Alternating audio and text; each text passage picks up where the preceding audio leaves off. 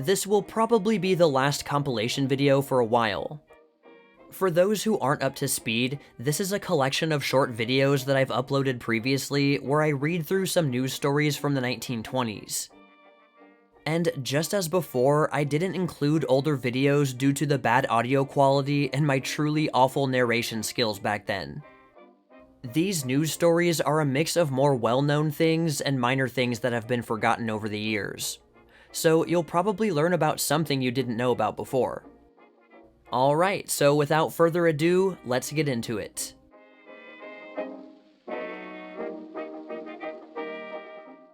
Henry Ford's new car.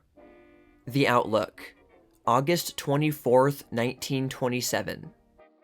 The announcement of a new car by an automobile company generally attains its chief publicity in the advertising pages of magazines and daily journals, or in those rather obscure sections of the daily press which are devoted, in gratitude for advertising favors received or in lively expectation of favors yet to come, to trade news.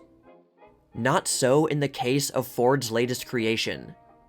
A newspaper which could scoop the country on the design of Ford's forthcoming car would be prouder of the achievement than of scooping the news of a trans-Pacific flight. Henry Ford, his doings, and his cars are news of the first journalistic importance. Henry Ford's expected product is news for many reasons. It is news because we are an automobile-minded nation, as interested in carburetors and gear shifts as the generation before the Civil War was in passages around the Horn. It is news because the general public regards Henry Ford as a wizard who may be able at any moment to produce a car of unprecedented achievement at an unbelievably low price. It is news because of the dramatic competition between Ford's huge organization and the growing might of General Motors. Will the Colossus of Dearborn regain the championship of motordom from his greatest rival for popular favor? The whole nation holds ringside seats for the contest, and awaits with eagerness the sound of the gong. From time to time, rumors seep into the press, most of them to be later denied. One hopeful correspondent recently announced that the new Ford was to be a cross between the old Ford and the Lincoln, a statement almost as informative to the public as the announcement of a new breed of animals as a result of a cross between a porcupine and a giraffe.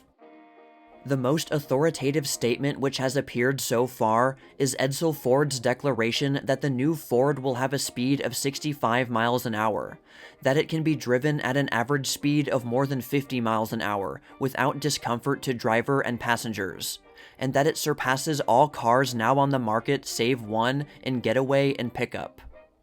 Such small details as the number of cylinders, the form of gear shift, the appearance, and the price of the new car are still in the bag. We shall see what we shall see.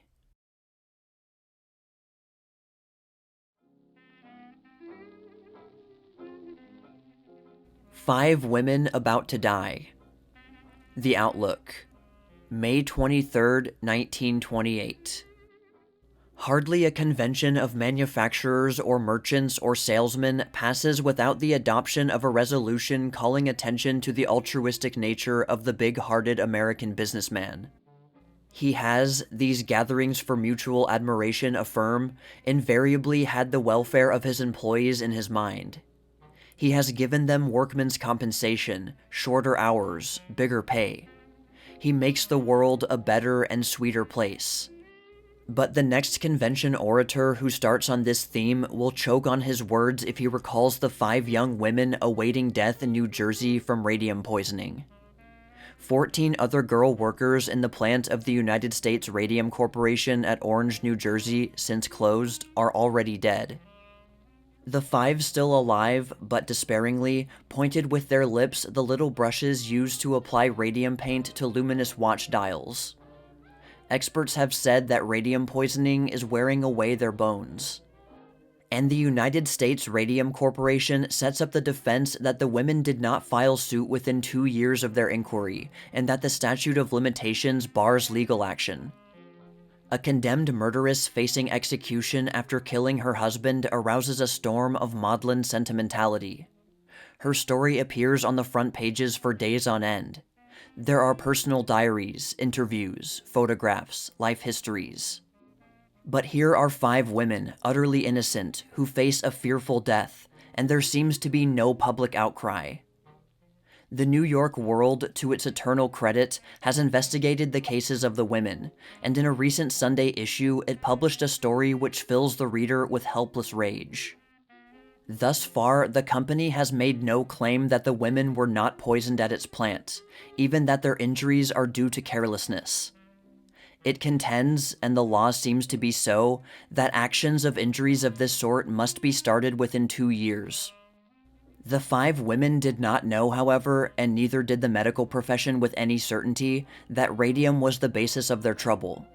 Thus, they had no reason to bring suit within 2 years. Their attorney is attempting to make this fact an argument for permission to ignore the statute of limitations. Here then is a case which for sheer horror equals anything that has gone before. The World states that lawyers for the defense have resorted to delay and obstruction, and that the women cannot obtain a court hearing until September. By then, they may well be dead. 3 of them are married, and 1 has 2 small children. 1, a Miss Grace Fryer, has offered herself for experiment to doctors in the hope that a cure for her sisters in misfortune may be found. Child labor, sweatshops, company police, the use of the injunction, low wages. All these have in the past refuted the boast that businessmen are universally big-hearted citizens. If business is to ally itself with humanity, here is the chance for businessmen with heart to repudiate the theory that they can do whatever the law allows, and that they can avoid moral responsibility by invoking the law's delay.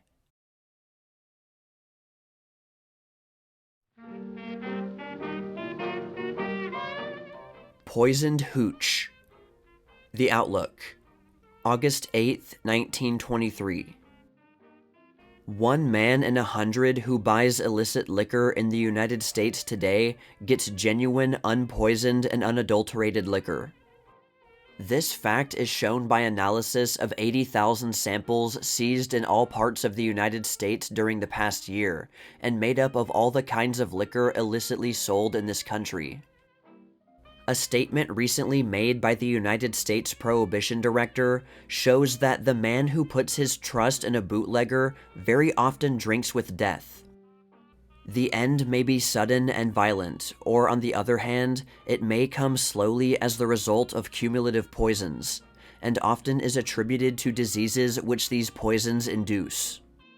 There are, according to Commissioner Haynes, 4 sources of supply for bootleg liquor. They are moonshine liquor, redistilled denatured alcohol, smuggled goods, and liquor illegally withdrawn from bonded warehouses and diverted to beverage purposes. Each class has its own peculiar dangers. Moonshine is poisonous first because it is new liquor containing all the poisons that would be eliminated by proper aging. It is vile because it is distilled under conditions that make it, in most instances, unspeakably filthy. Redistilled denatured alcohol is poisonous because it is impossible to remove the denaturants by any means at the command of the illicit distiller. Smuggled liquor and liquor diverted from bonded warehouses is usually adulterated to increase the volume without diminishing the intoxicating power. So, from whatever source it comes, practically all the liquor that can be bought in the United States today is deadly or dangerous. Yet many men hold the blind faith that they are getting pure stuff from these polluted streams. One fact, however, is to be borne in mind. Spectacular and violent as are some of the cases of illicit liquor poisoning, and inevitable as are the slow poisonings often incurred, the number of men killed by alcoholic drink in the United States today is much smaller than it was before Prohibition. A larger proportion of those who drink are killed, but drinkers today constitute a proportion of the total population so much smaller than in pre-Prohibition days that the aggregate is much diminished.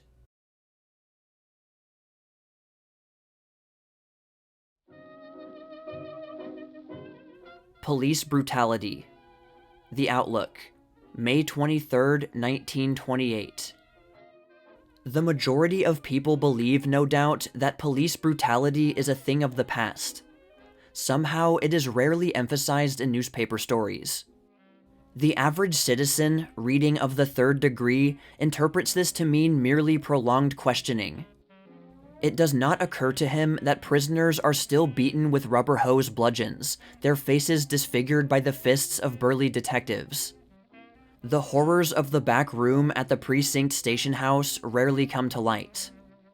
But now, 3 former United States attorneys and 3 former district attorneys of New York County, members of a committee of the Association of the Bar of the City of New York, have called for an investigation into the use of force by the police in obtaining confessions.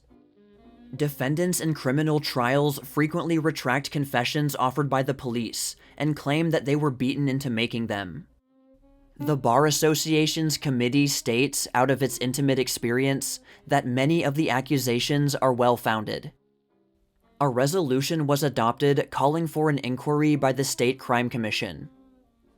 Needless to say, it is always the poor prisoner who is clubbed into confessing crimes he has not committed. The wealthy man is protected by attorneys. It is significant, in view of the Bar Association's action, to recall a recent decision by the Court of Appeals. Robert Weiner, a fish peddler, had been convicted in New York State of murder in the first degree and sentenced to die in the electric chair. He spent months in the Sing Sing death house. But the highest state court has held that his confession, a vital part of the prosecution's case, had been wrung from him by a police beating. His conviction was reversed, and he is not to be tried again.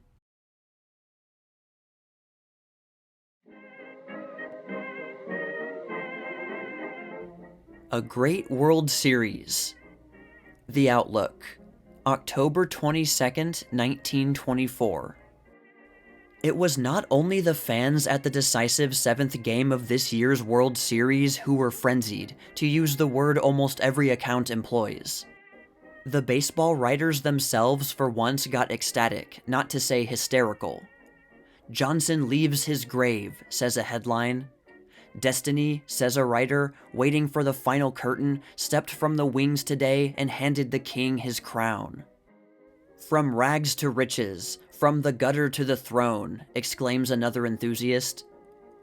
Well, it surely was a mighty good game, and a remarkable series, and they can certainly stand a little dithyrambic writing. The World Series ended as it began, with a 12-inning game, 4-3 this time, with possibilities of victory wavering back and forth, but with Walter Johnson in the box for the last 4 innings, a climax to his career that was as dramatic as any sportsman could wish. As one of the already quoted fan prose poets wrote of the Capitol's tribute to its hero, "Its crashing echoes are still singing out across the stands, across the city, on into the gathering twilight of early autumn shadows. There was never a ball game like this before, never a game with as many thrills and heartthrobs strung together in the making of drama that came near tearing away the soul, to leave it limp and sagging, drawn and twisted out of shape." Equally hearty with the praise bestowed on Johnson is that due Bucky Harris, player-manager of the Senators, for his excellent performance at base and bat, and even more for his achievement in welding and handling a marvelous team through friendly incitement and rare human as well as technical judgment. He really was the hero of the series. We doubt if there ever was a World Series the result of which so pleased the country at large. If there were any wails of disappointment even in the Giants' own city, they were not many or loud. Partly this was because of the cloud of fraud over members of the New York team, a cloud that will remain until the scandal is investigated to the bottom, which no one believes has yet been done. Largely it was because of Walter Johnson, the grand old man. He is actually 37, but he has the unique record of having pitched for one major league club for 18 years. Partly it was because it wasn't very exciting to have one big city absorbing so many baseball honors. And finally because, as one fan says, this year it was nerve and vim against big money. 10 years hence, and that is a long time in baseball, fans in the Washington bleachers will be boasting of having seen the last game of the Great World Series of 1924.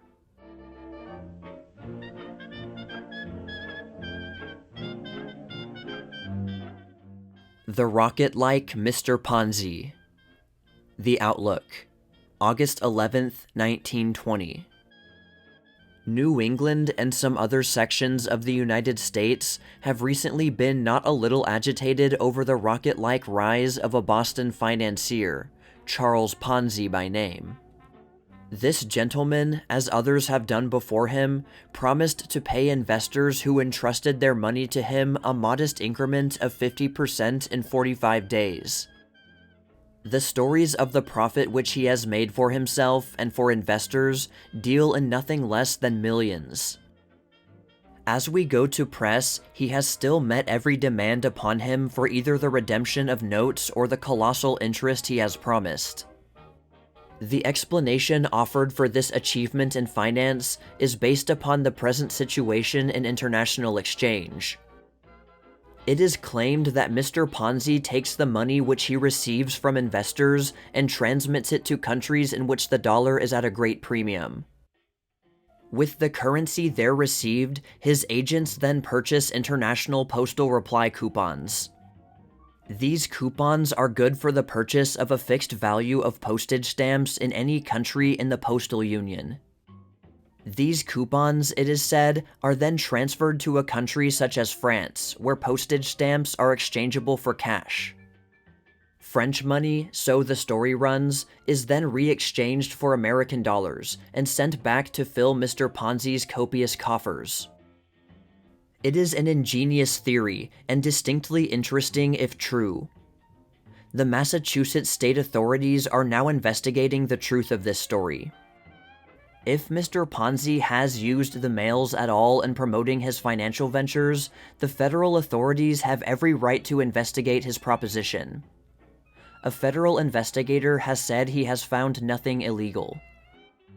Most of those who have offered returns similar to those promised by Mr. Ponzi have not bothered with so elaborate a plan as this, which involves the complexities of foreign exchange.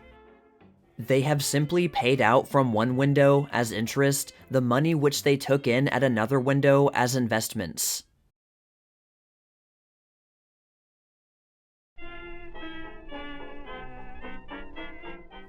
An American Viking of the Air. The Outlook, June 1st, 1927. Charles Lindbergh, 25 years old, American, climbed out of his airplane on Le Bourget flying field near Paris. A score of men lifted him and let him down to the ground. A multitude, numbering thousands, encircled him. "Well," he said, "I did it." Did what? He had no idea of what he had done. He thought he had simply flown alone from New York to Paris. What he had really done was something far greater. He had fired the imagination of mankind. He had evoked all that was best in men's hearts and minds. He had erased rancor and suspicion and had lighted a flame of goodwill. He had started a clean breeze around the world.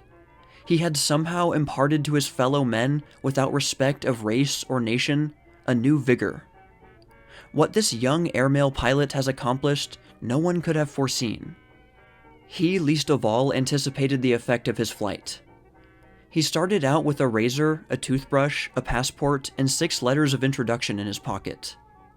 Apparently, he thought that when he arrived, he would need to clean up, have a shave, and then start out to make some acquaintances in a land of strangers. Those things that he carried in his pocket were symbols of his achievement. This fellow, who has been received in France with honors usually reserved for a ruling monarch or president, who has received an acclaim from the world like that enjoyed by few men in history, has won his greatest triumph just because he never once thought of it. If there had been any element of braggadocio, of false pretense, of self-seeking, of vanity in Charles Lindbergh, he couldn't have done what he did. He might have flown to Paris and won the $25,000 of the Orteig Prize for the first flight to that city from New York, but he could never have stirred the world into admiration. "We could have gone 1,000 miles more," he said, "or at least 500. "What do you mean by we?" he was asked. "Well, you know," he answered, "the ship was with me." He has been nicknamed Lucky. He deprecates the term. Luck, he declares, is not enough. Does he mention daring, or skill, or intelligence? No. It is his plane, and engine, and instruments. Charles Lindbergh is the heir of all that we like to think is best in America. He is of the stuff out of which have been made the pioneers that opened up the wilderness, first on the Atlantic coast and then in our great West. His are the qualities which we, as a people, must nourish. They are certainly the qualities that win, throughout the world, instant recognition and praise. Sharing by right in the glory that is Charles Lindbergh's is his mother. She traveled from her home in Detroit to New York to bid him goodbye. Then, before he started, she went back to her work as an instructor in the Cass Technical High School. She is the widow of Charles August Lindbergh, who was a representative in Congress for 10 years, was in turn a Republican, progressive, and farmer laborite, and when he died, the farmer labor candidate for governor of Minnesota. It is undoubtedly to her training as well as to his Swedish and Irish inheritance that the son owes the development of those qualities which have brought him to this extraordinary triumph. She has received deserved congratulations and great honor. She has accepted them only by proxy. "The glory belongs to him," she has said, "but the boy belongs to me and America." Evidently, she has always wanted her boy to be himself. She has described his education and has made it clear that throughout, her purpose has been to make it possible for him to develop and train himself. One of the councilmen of the city of Detroit has commented upon Mrs. Lindbergh's training of her son in these words: "Because we love our children, we are inclined to repress them. Mrs. Lindbergh was wise enough to allow her son to shape his own destiny. It is that sort of mother which gets the tribute which her son paid to her." He had arrived in Paris Saturday night. On Sunday morning, he was talking with his mother by radiophone. In the glory of this triumph, not the least share belongs to the French people. Their generous reception of the American aviator while the grief over the loss of their own transatlantic flyers, Nungesser and Colley, was fresh, is the surest evidence of French character. If the victor in this competition had been one of themselves, his reception could not well have been more glorious. And Charles Lindbergh showed that the tribute that they gave him was deserved, for the first visit he made in Paris was to the mother of Nungesser. Moreover, in his first speech to the Aero Club, he paid tribute to Nungesser and Colley, in which he said that their heroic effort was a far greater project than the one completed Saturday night, and he expressed the hope that the brave French airmen may yet be found. Meanwhile, De Pinedo, the daring Italian, who set out for his return journey to Rome, failed to reach his first stop at the Azores. Wireless reports have been received, however, bringing the welcome news that, more fortunate than Nungesser and Colley, De Pinedo has been picked up from the ocean by a passing vessel. The flight that ended at Le Bourget began almost unheralded. It had been known that a young airman male pilot had entered as a competitor for the prize of $25,000 which had been offered by Raymond Orteig, a New York hotel man of French nativity. Others were preparing for the transatlantic flight. The Belanca plane was tuning up on Long Island and was the chief center of interest. Almost without warning, young Lindbergh came from San Diego, California. He stopped only once on his transcontinental flight. That was at St. Louis. He had scarcely arrived in New York before he seemed ready to start again eastward. Then, early one morning, he was up, went out to his plane, and as soon as his fuel tank was filled, started on his transatlantic flight. In his cramped cockpit, he faced his fuel tank and instrument board. All that he could see ahead was through a periscope. On each side of him was a window. Down below him was an opening through which he could look to learn of what is known as the drift of his machine. He had no navigator with him. He said he preferred to save the weight. Perhaps also he preferred to save possibilities of a difference of opinion on the way. At any rate, he took an inductor compass. This is an instrument, American-made, which sets up an electrical field that holds an indicator in constant relationship with the magnetic lines of force on the Earth. Thanks to this instrument, Lindbergh arrived over Ireland within 3 miles of his objective. On the way, he encountered a sleet storm that threatened to cover the wings of his plane with ice and drag him down, but his skill and courage enabled him to fly out of trouble. He swept from 10 feet above the water to 10,000 feet, seeking a level where the sleet was not. At last he saw the Seine, then the lights of Paris, then the flying field, and then the shouting, overwhelming multitude.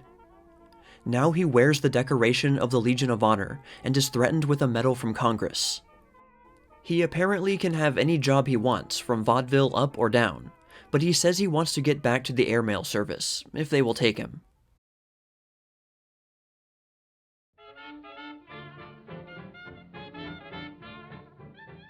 The Nightclub Mystery.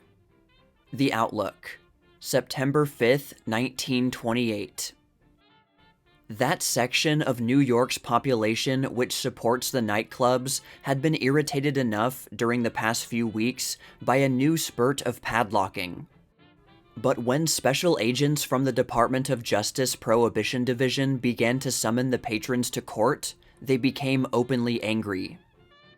Mrs. Mabel Walker Willebrandt, it was said, had conceived the idea of issuing subpoenas for the nightclub guests. About 100 of them, many being ladies and gentlemen of wealth and social position, were forced to journey down to the federal building there to tell what they knew about the liquor trade. Few, of course, could tell anything, for anyone who buys liquor at a nightclub is astonishingly ignorant of the source of supply. The whole matter, however, brought flaring headlines in the newspapers, and when the wealthy patrons appeared to be questioned, their privacy was further invaded by newspaper persons and photographers. It was most annoying. United States Attorney Tuttle, nominally the officer who would do the questioning, let it be known that Washington, meaning Mrs. Willebrandt, was responsible. He had not ordered and did not approve such methods. It was all very mysterious, and for a time it looked serious. But suddenly, the special agents have gone back to Washington, and it appears that, again, the fervor of enforcement was but a flurry. Perhaps the explanation rests in the fact that Mr. Tuttle would like the Republican nomination for governor of New York, and is aware that it is dangerous, under the circumstances, to be too dry.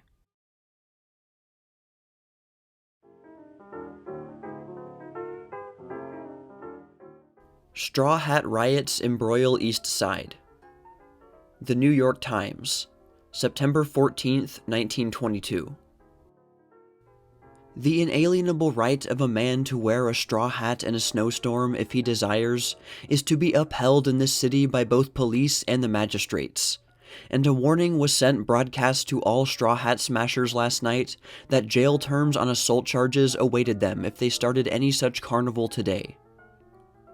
On the theory that September 15th is the last day of the straw hat season, and that they had the right to declare open season on straw hats on other persons' heads, scores of rowdies on the east side and in other parts of the city started smashing hats last evening.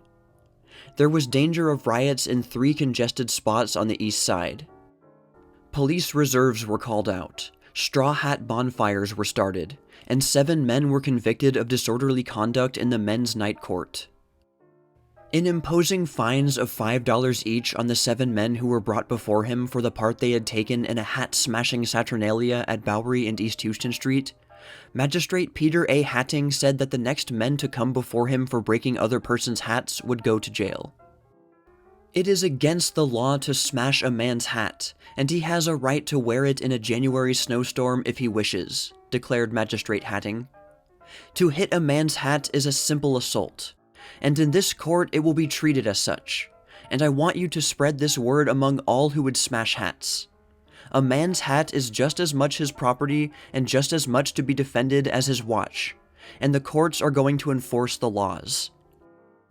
In the 1st Inspection District, which covers the Lower East Side, Inspector William A. Coleman told the patrolmen in all his stations to use a rigorous hand with all hat smashers, and to arrest rowdies wholesale if they made trouble. Boys scalp straw-hatted. East Side gangs compete in gathering trophies. The New York Times, September 15th, 1922. The hat-smashing campaign was continued in the Lower East Side yesterday, despite the warning of the court. Although the season does not end officially until tonight, straw hats for some reason yet undiscovered, hundreds of boys in Grand, Mulberry, and adjacent streets, armed with long sticks to which were fixed long wires, hid in doorways and unhatted all who passed sporting straws. Like Indians after scalps, the boys picked up the broken hats and jammed them on their whip handles. Some had as many as 25 or 30. 2 of the victims were police department officials attacked as they were leaving police headquarters.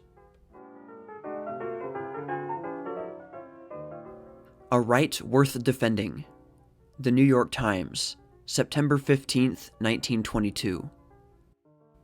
An unwritten or imaginary law decrees that from today onward till well along into next spring, no straw hats shall be worn, even though, as often happens, the weather should be of summer warmth during the rest of September and for much of October. The origin of this law is obscure. Certainly it is not based on American meteorology, but reflection justifies at least the suspicion that it originated in the dark machinations of the only class that has an interest in its perpetuation. Its enforcement is left to boys and others with undeveloped minds who delight in destruction for its own sake, especially when it is accompanied by noise and excitement and when it makes somebody else angry. Hence, the little hat-smashing riots that began on Wednesday continued yesterday, and will be repeated today unless the warnings of a well-deserved jail sentence that came from the congruously named Magistrate Hatting should have a deterring influence. He was quite right in saying that the law will protect any man in his right to wear a straw hat as long as and when he chooses, even though it be in a January snowstorm. That last is a privilege few value highly enough to fight, bleed, and die in defense of. But he whose preference as to head covering is coerced this month or next by rowdies or impudent jesters should do something pretty desperate about it. Fight if he can, and call the police if he can't.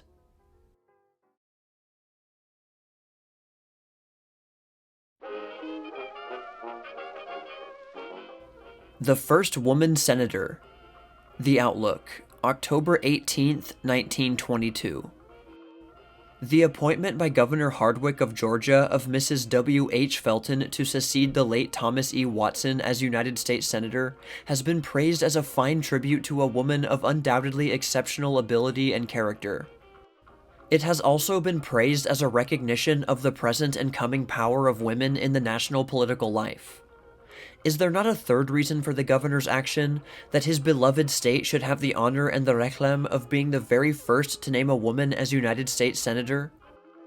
The love of large publicity is not confined to boom towns. Mrs. Felton seemed to recognize this when, in expressing her recognition of the honor, she said, "England borrowed an American-born woman to accept a seat in the British Parliament, but noble old Georgia experienced no need to borrow, and she alone of the 48 states in the United States had a governor with courage to say so." Probably everyone understands that Senator Watson's unexpired term will be filled out by the man elected for that office on November 7th. Mrs. Felton, whose abilities even at the age of 87 are unquestioned, now holds the office titularly, but in all human probability will not be sworn in or take part in the Senate's deliberations. The compliment to her is a great one, but it is a compliment. Frankly, and with the highest respect for Senator Felton, there seems to be here a little of what baseball rooters call a grandstand play on the part of the governor, who, by the way, simultaneously announced himself as a candidate for the same office at the coming election.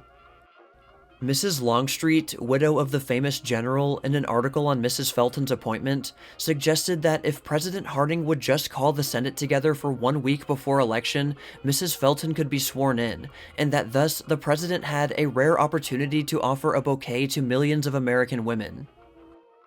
On the whole, it doesn't seem to add to the dignity of the United States Senate to use it as an excuse for handing out bouquets. It wouldn't hurt the Senate. It has stood a lot and can stand more.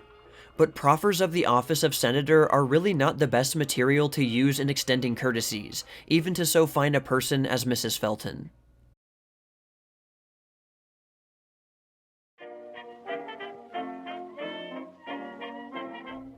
The Charleston.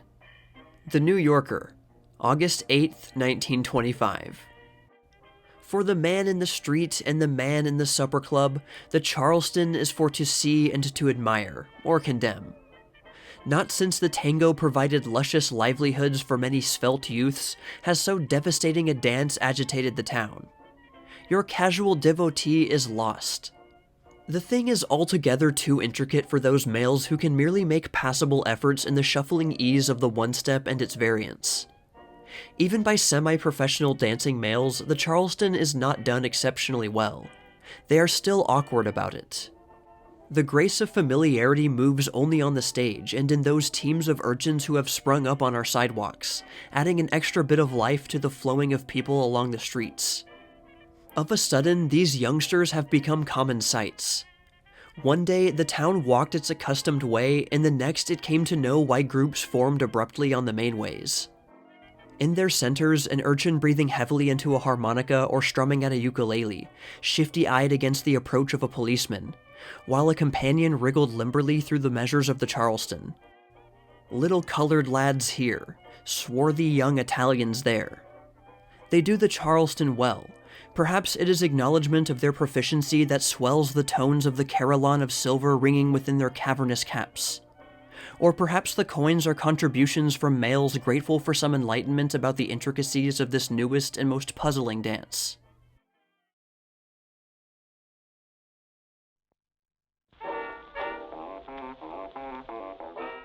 Valiant Jackie. The Outlook, September 15th, 1926.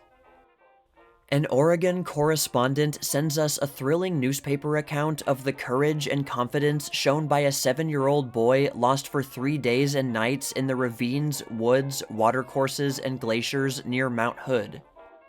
The account is headed, "Jackie belongs to humanity now," and our correspondent suggests that, wonderful as was Miss Ederle's feat in swimming the channel, Jackie's feat is the more remarkable. Remarkable it certainly was. This boy, Jackie Strong, came of sturdy stock, and showed his native vigor and staunchness. A little less than 8 years old, he never lost confidence in himself. For 3 days and 3 nights after he was separated from his older brothers as they were all fishing, he pushed his way over a wilderness of windswept canyons, subsisted on berries and raw fish, made camp for 3 nights, and, when he was convinced that he could not gain his objective on the plan he had thought out, changed it, and was calmly advancing in a new route when he was found by some of the 200 searchers who had turned out to look for him. Did Jackie cry? He did not. One rescuer says that Jackie got mad when they sent ahead for a doctor. Don't want any doctor. Another says, didn't want anyone to carry him. Another says he's good for another 3 days. As to the big search, Jackie exclaimed, "For me? Ah, gee, what are they doing that for?" But he put his arm around his mother's neck and remarked, "I got back." One can't help thinking of John Hay's Little Breeches. "I want a chew of tobacco, and that's what's the matter with me." It is this kind of confidence, persistence, and courage that has made our men of the far west what they are, and has made that country what it is.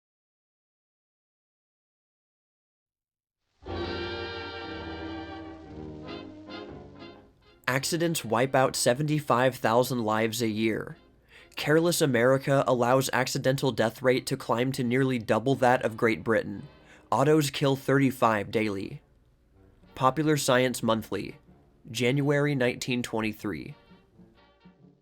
Will you pay one of these penalties for carelessness in 1923?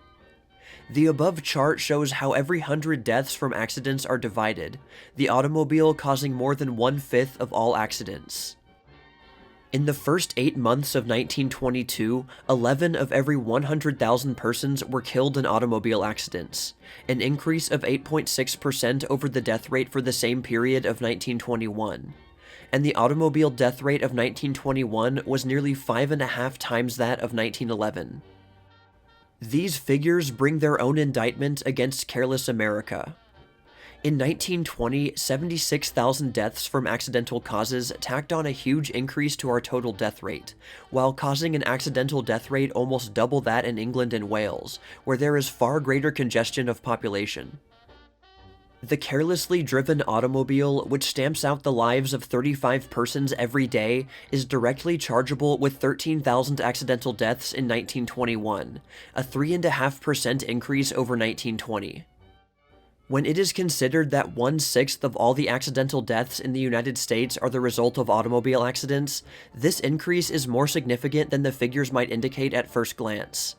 And these figures do not include non-fatal injuries. For every death by automobile accident in New York City in 1921, there were at least 25 injuries. It has been estimated that throughout the United States, the proportion between injuries and fatalities is between 20 and 24 to 1. This means that at least 260,000 and possibly 300,000 persons are injured by automobiles every year.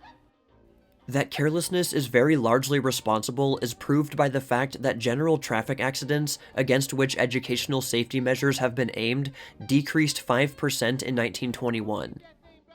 Two other causes of accidents command our first attention: falling, which claimed 34 lives every day in 1921, and burning, which killed 22 persons every day. A striking commentary on the need of widespread safety education is found in the fact that while these two leading causes of accidental deaths might naturally be expected to fall within the class of industrial workers, industrial accidents of this nature actually decreased in 1921, while public accidents of the same type increased. The outstanding feature of accident statistics in recent years is that, although up to 1919 there was a steady decrease in the number of accidental deaths, this decrease came to a halt in 1920, and then began to climb upward. To what can this increase be attributed other than to our lack of conscience in preserving human life? How can it be remedied except by an awakening of intelligent Americans, who now stand by while 714 of every million lives are snuffed out by accidents each year, as compared with England's 369?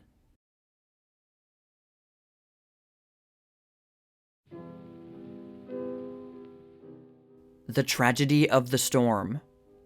The Outlook. April 7th, 1920. There is nothing more terrible in the forces of nature than the sudden sweep and fatal fury of the tornado. It cannot be foreseen, it cannot be resisted, it cannot be avoided. The calamity of March 28th affected localities in 8 states. It is believed that the total loss of life exceeds 150, while the number of persons injured amounts to several hundred. What was unusual about this disaster is that it really consisted of 2 separate destructive storms, which ultimately joined forces. One, the Weather Bureau tells us, developed in Alaska, the other in Arizona and Nevada. When these two combined, a rotary wind motion developed, which caused the tornado proper. Its force may be estimated when we remember that while the movement of the storm as a whole was only about 50 miles an hour, the velocity of the wind at the center was probably from 200 to 300 miles an hour. Of the 6 central western states affected, Illinois and Indiana suffered most severely. In Illinois, towns and villages not far from Chicago were hit. Elgin suffered the largest destruction of property. A number were killed in Melrose Park and other towns in the suburbs of Chicago. Indiana reported 36 fatalities, Ohio 20, Michigan and Wisconsin suffered less severely. At the southern end of this vastly extensive storm, Georgia and Alabama were severely injured. The fatalities were scattered about in many country districts. It is known that about 80 people were killed, and the number is probably much larger. If the tornado had struck large cities, it is almost beyond one's power to imagine the path of death and destruction it would have left. It did in fact come very close indeed to Toledo and Chicago, and their escape was narrow and most merciful. Like most such tornadoes, this acted with what might be called freakishness, striking savagely at detached spots and skipping completely over intervening regions. In these cases of calamity by natural force, the public can only extend its deep sympathy and its prompt aid. This it has done. The Red Cross, as always in cases of public disaster and suffering, was quick to render assistance, and other civic and national help will surely be available as needed.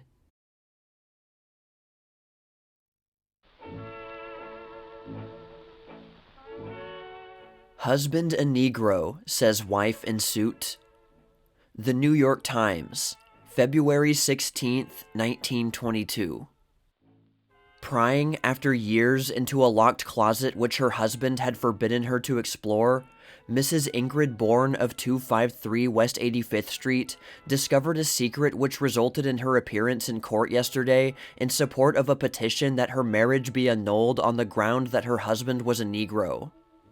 The husband, Jose Bourne, for many years a newspaperman in New York and now engaged in journalism in Chicago, admitted on the stand that he was not a Caucasian and that mixed blood flowed in his veins. He doubted that he had an Ethiopian strain. Justice Callaghan in the Queens County Supreme Court in Long Island City took the case under advisement. Justice Callaghan gave both sides 10 days to file briefs. The court admitted from the bench a sympathetic attitude toward the plaintiff, but commented on these features of the controversy. It had not been established that Bourne had Negro blood. What difference did it make if he had?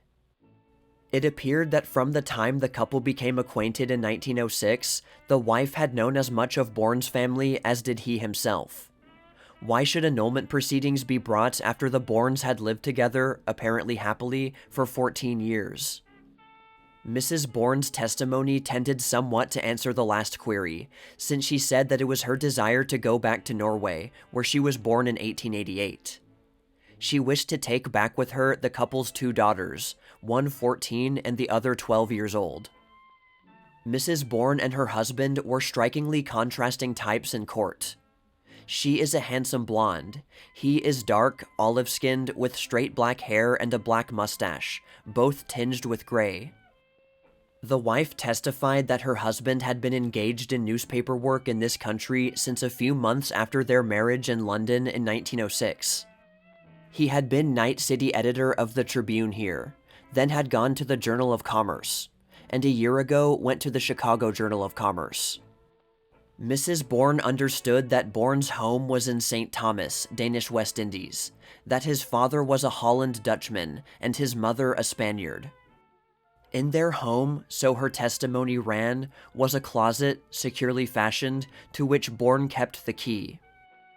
After Bourne had gone to Chicago a year ago, temptation overcame her. She found in the closet a photograph of Bourne, his 17 brothers and sisters, and his mother and father. Another photograph showed Bourne's father and his 7 brothers. There was a pamphlet giving the history of the Bourne family. Mrs. Bourne was not allowed to testify more specifically as to her discoveries, beyond saying that what she learned led her to bring the annulment action. Part of the examination of Bourne was as follows. Are you a white man? I am not. Anyone can see that. Have you any Negro blood in your veins? I don't know just what I am. There probably is quite a mixture of blood running through my veins, but I do not believe there is any Negro blood there. Peter Aubeck of 11304 86th Street, Richmond Hill, Howard Lamb of 16 West 96th Street, Manhattan, and Richard L. Bash of 8501 Ridgewood Avenue, Woodhaven, all of whom had lived for some time in St. Thomas, testified that the Bourne family had the reputation in the community of being Negroes.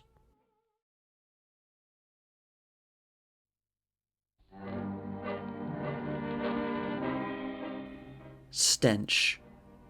Time Magazine, August 2nd, 1926.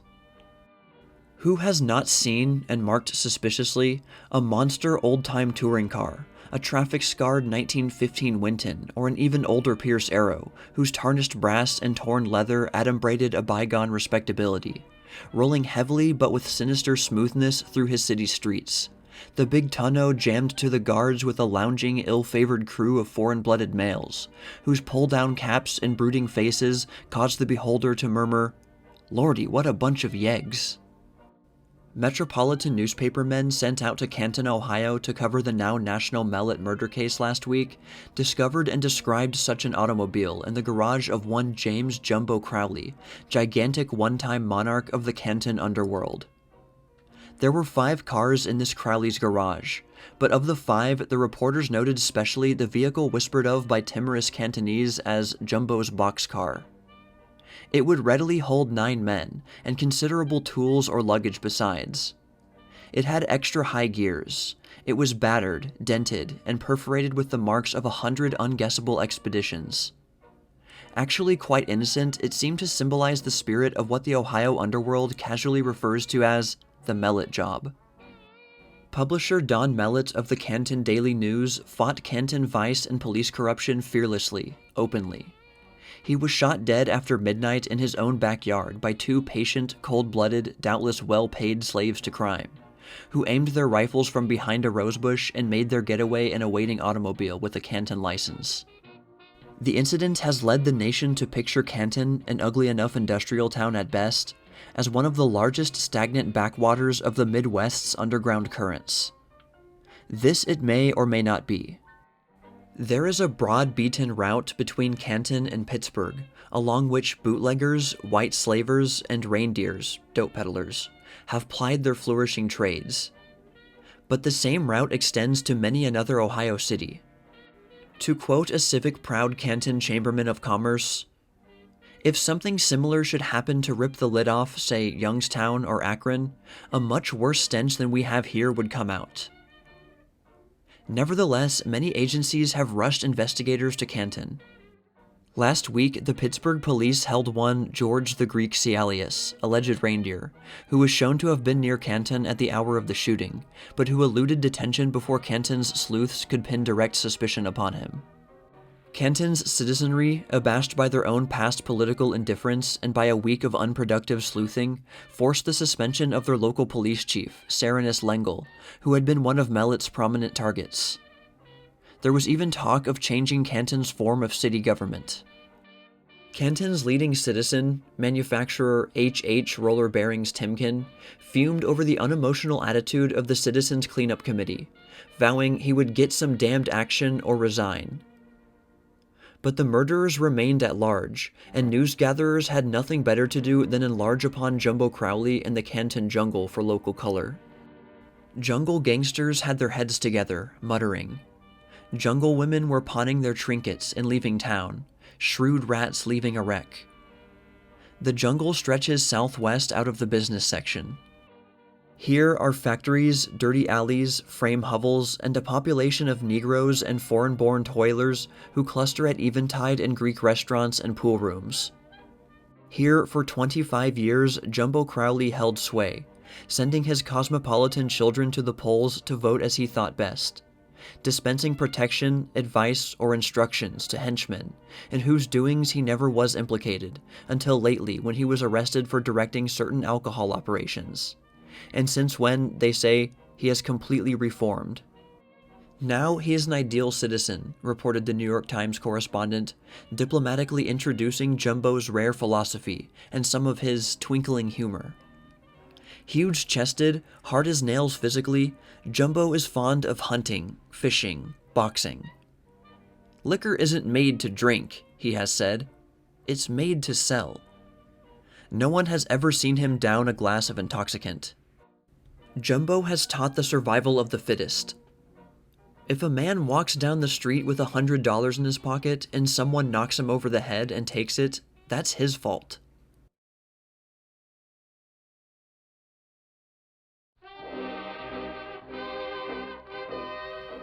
Detroit student of spirit communication ends life, perhaps in effort to test theory. The New York Times, February 7, 1921. Detroit, February 6th. Believed to have entered into a compact which, if successful, would solve the problem of existence after death, Thomas Lynn Bradford committed suicide last night. His body was found in his room at 2500 Howard Street with the gas turned on. Nearby, where they had dropped from his hand, were found several typewritten pages on "Can the dead communicate with the living?" Somewhere in Detroit is believed to be a girl who is waiting for him to answer this question. Bradford, who was about 48 years old, was a graduate from Columbia College of Oratory, Chicago. He was a dramatic and humorous reciter and impersonator, and is said to have been also a designing and electrical engineer. He is known to have read much on science and spiritualism. He was born in Detroit. Friends assert that the mystical and the occult interested him more than affairs of more material and worldly moment. "When I die, my body goes to science. It is to be sent to the Michigan Medical Institute. Anyhow, my body does not amount to much," was the statement Bradford made some time ago, according to Mr. Marcotte, in whose house he roomed. Marcotte said that Bradford told him that he recently inserted an advertisement in a Detroit newspaper asking anyone who was interested in the subject of whether the dead can communicate with the living to write him, and that it was answered by a Detroit girl, who he said visited Bradford for a talk on the subject. It was in some such conversation as this that Bradford is thought to have come to a decision that there was but one way to solve the mystery: two minds, properly attuned, one of which must shed its earthly mantle.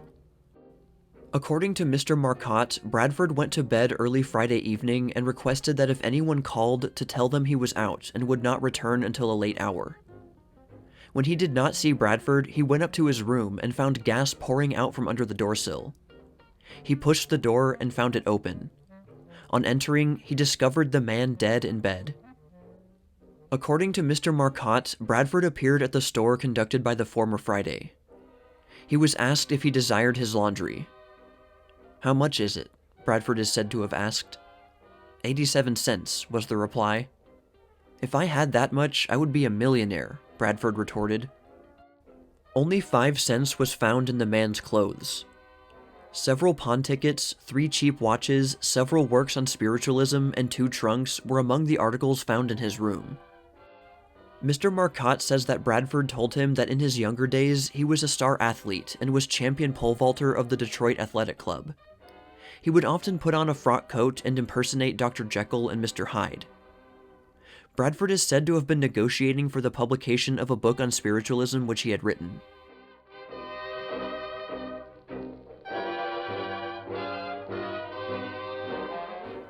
Dead spiritualist silent. Detroit woman awaits message but denies any compact. The New York Times, February 8, 1921. Detroit, February 7th. Though more than 40 hours have elapsed since the body of Thomas L. Bradford, psychic investigator and lecturer, was found in the gas-filled room of the house where he had lived, no message has come back from the spirit world to Mrs. Ruth Doran. Mrs. Doran was brought into communication with Bradford through his advertisements in Detroit newspapers for someone interested in spiritualistic science. She, however, denies that an agreement existed between them contemplating his suicide to put to a test the theory as to whether the dead may communicate with the living. The Detroit police based their belief that such was Bradford's purpose from a sheet found in his typewriter on which he had written, "And it is through scientific facts that I propose to demonstrate clearly the phenomena of spirits, and prove that all the phenomena is outside the domain of supernatural." Though conceding that the message indicates Bradford died with the belief that he could transmit a message from the spirit world, Mrs. Doran denies emphatically that any demonstration of that nature had been planned between them. "I am his friend," she said. "If he can cause his spirit to come back to earth, I believe his spirit will come to me first. I believed in him in life, and I will wait and see if there is any spirit manifestation. If there is such a thing as spirit communication, I believe he will make his presence known to me."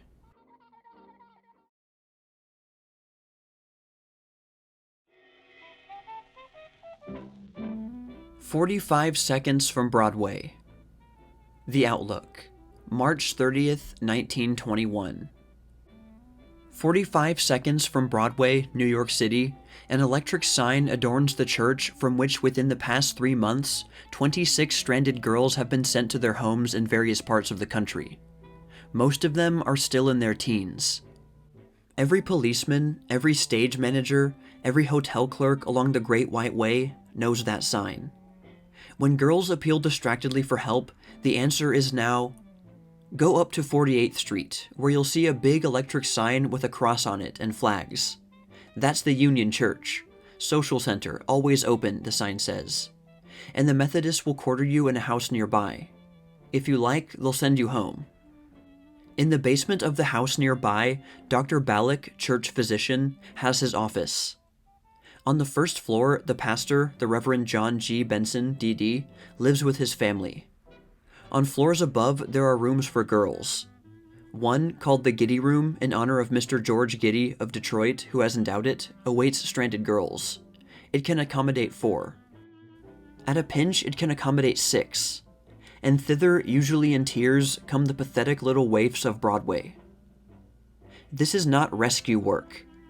Ordinarily, the girl is from a small town where members of some traveling theatrical company have said, "With your youth and beauty, you ought to go to New York and make a hit on the stage." She had tried it. But while it is easy to get into the theater by the front door, it is exceedingly difficult to get into the theater by the back door. Moreover, very few young girls in small towns understand New York. They arrive with little money, and no one has told them that unaccompanied young women are not received at hotels, or that proprietresses of lodging houses in the theatrical district put prohibitive prices on their rooms when women apply. One girl came to the Giddy Room after spending 4 nights in railway stations. But it takes a lot of coaxing to get a girl home. She has told her friends out there that she was going in for fame and glory, and hates to admit defeat.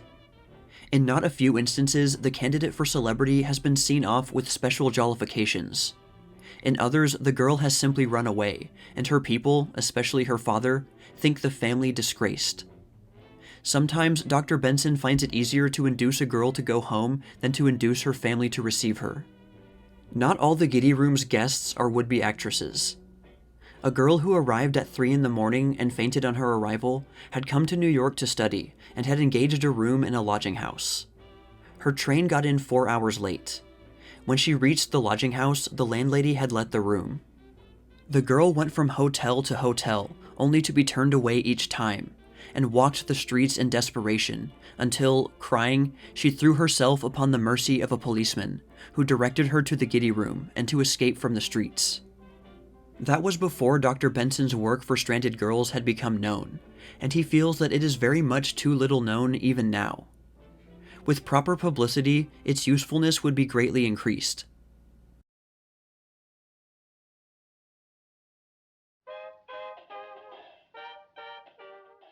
A Silly Poet Is Paroled.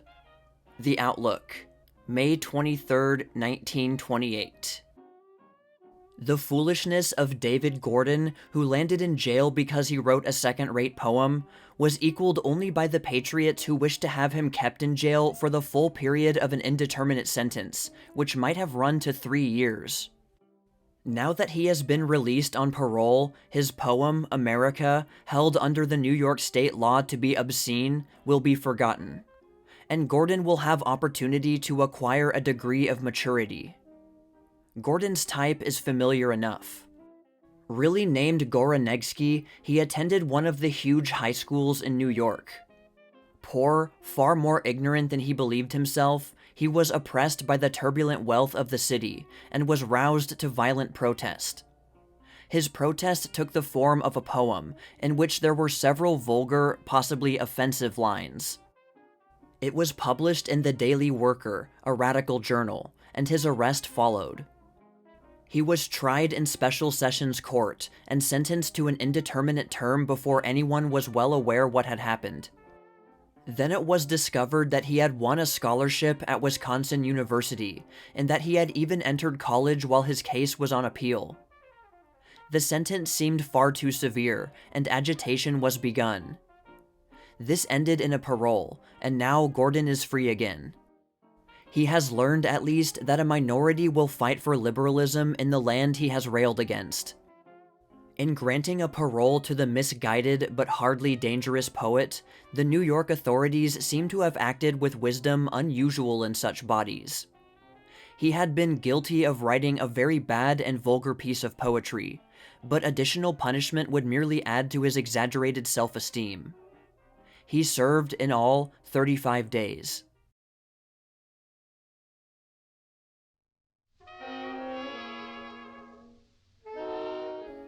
Death in the Cab. The Outlook, June 30th, 1926. The recent collision on the Pennsylvania Railroad near Blairsville, in which 15 persons perished, was caused by the failure of the engineer on the first of the two engines which were pulling the Cincinnati Express to heed the signals. Whether he was dead or insensible when the express crashed into the train ahead of him, or had suffered one of those strange lapses of brain and perception which sometimes do paralyze action, or, as seems least likely, was simply negligent, the lesson is the same.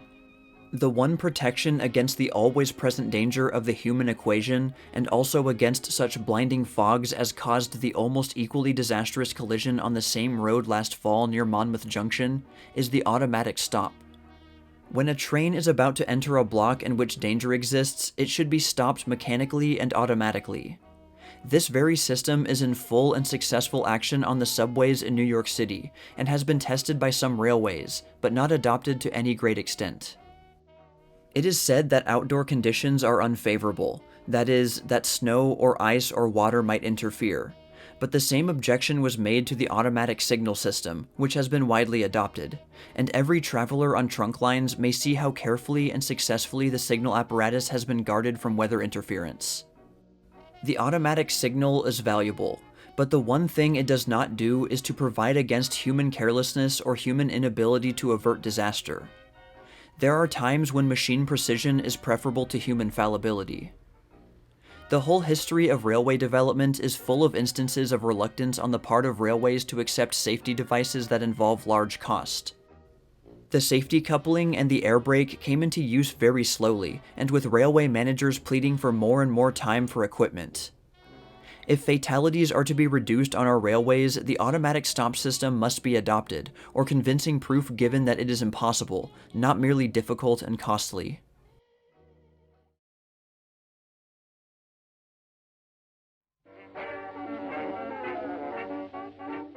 The Babe and the Judge.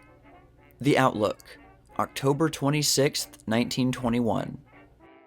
Just as the Great War has been followed by little wars, so has the defeat of the Yankees and the triumph of the Giants in the hard-fought and exciting World Series been followed by a battle of wills between the venerable and astute High Commissioner of the Major Leagues and the doughty Babe Ruth. The combatants are not exactly an equal match either physically or mentally.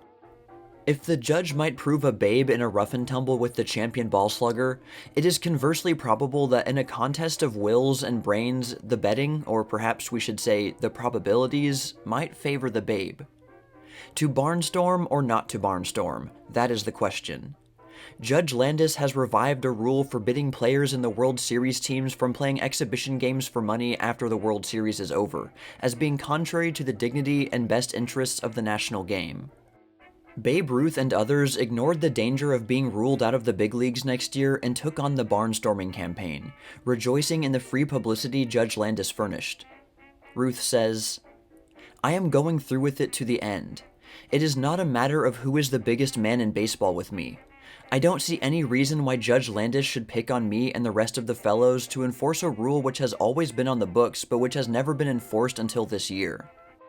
Judge Landis retorted, according to newspaper dispatches, that if his warning was ignored, the issue would be a personal one between the judge and the players in question, and that the matter would be fought to a finish. These be fighting words, or near it, but one fancies that brains will win against brawn.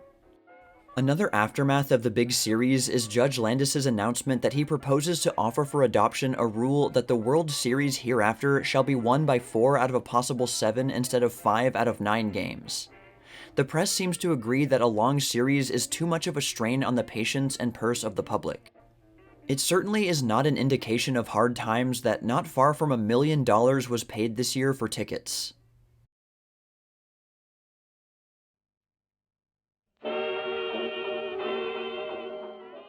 The Kaiser keeps his property. The Outlook, June 30th, 1926. Because the referendum in Germany failed to approve the confiscation of the property of the princely houses of the various German states, it is not to be assumed that a majority of the German people would not like to see such property confiscated. The vote in the referendum was almost 15 million in favor of confiscation, and only a little more than 500,000 against it, but the proposal was lost because less than half of the qualified voters cast ballots. The opponents of the measure for the most part stayed away from the polls, and these, together with such voters as would not have voted anyway for one reason or another, prevented the vote from becoming effective. When it is remembered that in the United States, the vote cast in an election is often less than half the number of registered voters, it is not surprising that under the circumstances, less than half voted in Germany. Even so, the total vote lacked only 5 million of constituting a majority of the electorate. There was nothing really radical about the proposal. In other countries, royal property has been confiscated with the fall of royal houses. If the monarch, as long as he rules, is the state, his property is the state's property. Confiscation of his property is therefore not in the ordinary sense a seizure of private possessions. Nevertheless, many Germans who are Republican at heart were afraid that confiscation might open the way to Bolshevism or communism. Moreover, it was felt that bankers would be less likely to extend credit to a country that had seized royal estates. The proposal was to use these estates for the unemployed, war invalids, and other dependents, and the establishment of free agricultural land for the peasants and farm laborers. If this property had been appropriated without compensation, no return of the Hohenzollerns to power would have been conceivable. Now the Hohenzollerns, as well as other princes who have ruled in the German states, keep a foothold in the fatherland. Still, those 15 million voters who cast their ballots for confiscation have given fair warning as to what would inevitably happen in case of any attempt to restore the monarchy.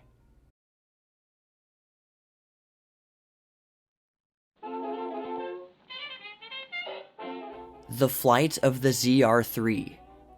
The Outlook, October 22nd, 1924. By noon of Tuesday of last week, the new American giant dirigible, the ZR-3, had reached in her flight a point over the Atlantic about 1,500 miles due east of the destination at Lakehurst, New Jersey.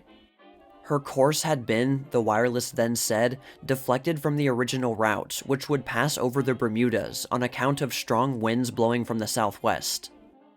Every indication then was that the ZR-3 would be at her new home the next day. This is the longest of all the flights across the Atlantic. It is a remarkable illustration of the possibilities of long-distance sailing by these monsters of the air. The distinction between the Shenandoah and the ZR-3 as to type is that the former has been described as a military laboratory designed for experiment and the development of the theory and practice of the big dirigible. Whereas the ZR-3, a bit shorter but wider, has been planned and equipped with a view to carrying a fairly large number of persons and a considerable weight in the form of cargo, thus opening, it is hoped, the way to the use of this type of airship for the carrying of passengers and freight. The ZR-3 was built by the German government without cost to the United States in place of two much smaller airships which should have been delivered to the United States but were improperly destroyed at their moorings by Germans. The German government was all the more ready to comply with this just demand because it evidently wishes to keep going the industry of building Zeppelins. The ZR-3 left Friedrichshafen on the morning of October 12th, passing over Bordeaux into the Bay of Biscay that afternoon, and her wireless signals when she flew over the Azores at 9:30 on Monday night were picked up by American wireless stations. It was then figured that the entire voyage might be accomplished in 72 hours, but the later reports as to the change of route and prevalence of winds made that quite improbable. Some parts of the journey were made at a speed of about 65 miles an hour, which would be fast time even for an express train. Her passengers and crew are described as enjoying the comfort of the sleeping and eating accommodations pretty much the same as if they were in a Pullman car. 32 men comprised the total of crew and passengers. The direction of the flight was in the hands of a German chief, Dr. Eckner, and a German crew, although there were 4 Americans on board, all of them naval officers. Meanwhile, the Shenandoah continued her 7,000-mile trip to the Pacific coast and back to New Jersey after a short delay caused by trouble not of a very serious character.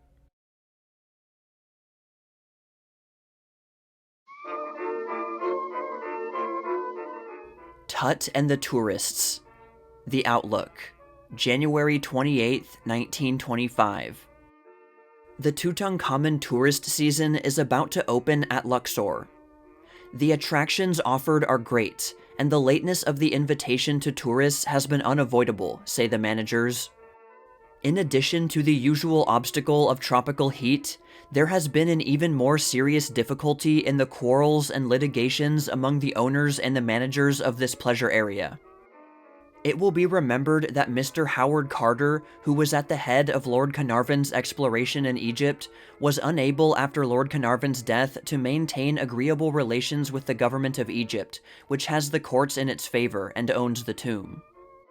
At all events, Mr. Carter found that the obstacles put in his path were so great that he could not proceed with any degree of satisfaction to his own feeling of what was right and desirable.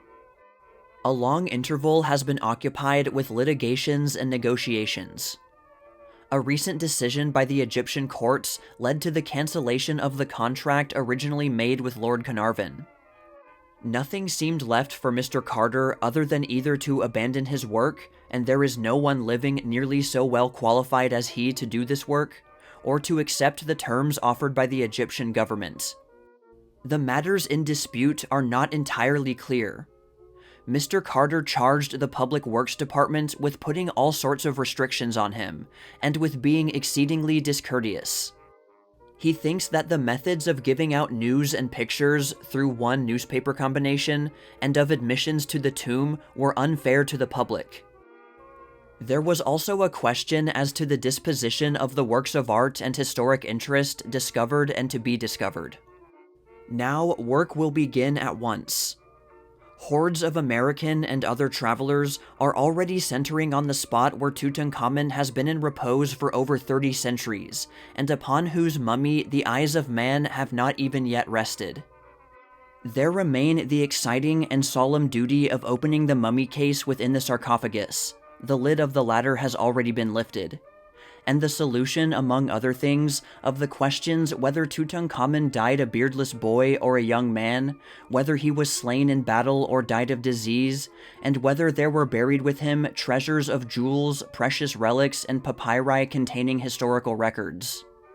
The short season of searching and discovery now left will have an element of suspense and curiosity, almost if not quite equal to that of the earlier days of this famous discovery by Lord Carnarvon and Mr. Carter. The first volume of what might be called an ancient serial story has been excellently told by Mr. Carter. The second volume, bringing the story down to the opening of the sepulchral chamber, should be, we suppose, now about ready to be given to the public. The events of the next few months will provide material for still a third volume.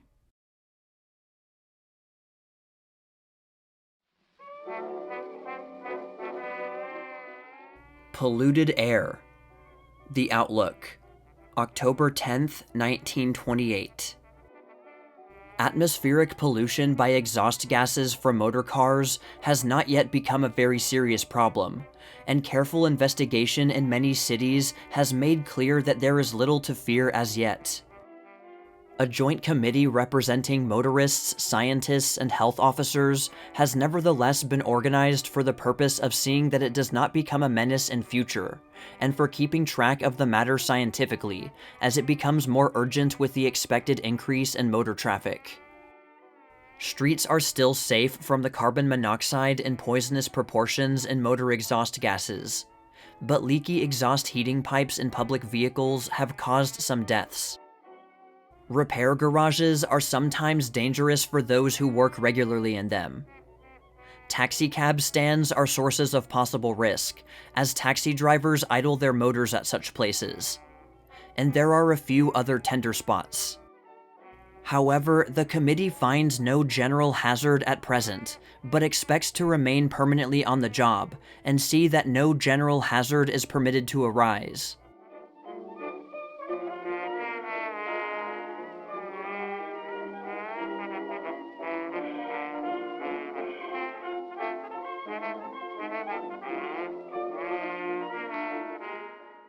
And here is the bonus picture for those lovely people who made it to the end. And a bonus point if you can name the actress. Alright, have a good day or night, everyone.